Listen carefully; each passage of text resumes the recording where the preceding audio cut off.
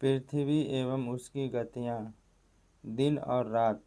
शीला ने अपने जन्मदिन पर, अपने बर्थडे पर अपनी सहेली मीरा को बुलाया। उसने नई ड्रेस पहनकर मीरा से पूछा, बताओ तो मेरी ड्रेस कैसी लग रही है। मीरा बोली, मुझे तुम्हारी पूरी ड्रेस ठीक से दिखाई नहीं दे रही है। शीला को लगा उसकी इतनी अच्छी ड्रेस उसकी सहेली देख नहीं पा रही है, वह क्या करे।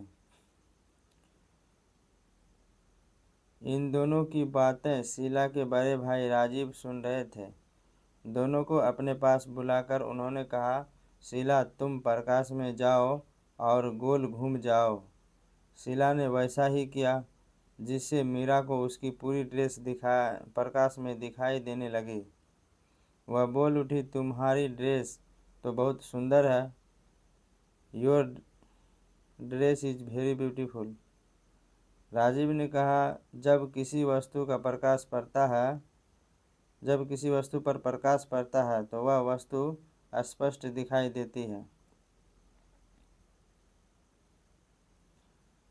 पृथ्वी का घूमना।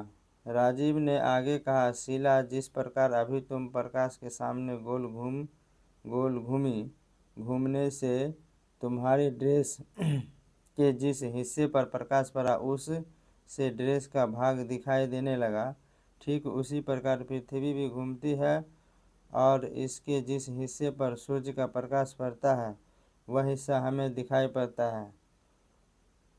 वहाँ दिन होता है और जहाँ प्रकाश नहीं पड़ता, वहाँ दिखाई नहीं पड़ता, वहाँ रात होती है। पृथ्वी को इस तरह का एक चक्कर पूरा करने में 24 घंटे का समय लगता है। पृथ्वी की इस गति को घूर्णन गति या दैनिक गति कहते हैं। इसी गति के कारण दिन और रात होते हैं। राजीव उठा और अलमारी के ऊपर रखे ग्लोब को लेकर आया। उसने उसे घुमाकर बताया कि जिस प्रकार ग्लोब घूम रहा है ठीक उसी प्रकार पृथ्वी भी घूमती है। उन्होंने उत्तरी एवं दक्षिणी ध्रुव को ग्लोब पर दिखाते हुए बताया कि उत्तरी ध्रुव को दक्षिणी ध्रुव से मिलाने वाली काल्पनिक रेखा अक्ष है। पृथ्वी अपने अक्ष पर घूम रही है, लेकिन पृथ्वी पर ग्लोब की तरह उत्तरी ध्रुव से दक्षिणी ध्रुव को मिलाने वाली कोई छड़ी या रेखा नहीं होती। यह एक काल्पनिक या इमेजिनरी लाइन, काल्पनिक रेखा है, यानी ख्याली लकीर।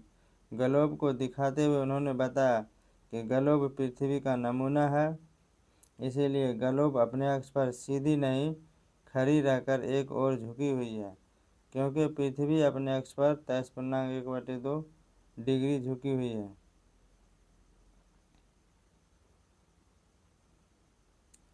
राजीव ने दोनों से पूछा, जरा सोचो, अगर पृथ्वी घूर्णन नहीं करे तो क्या होगा।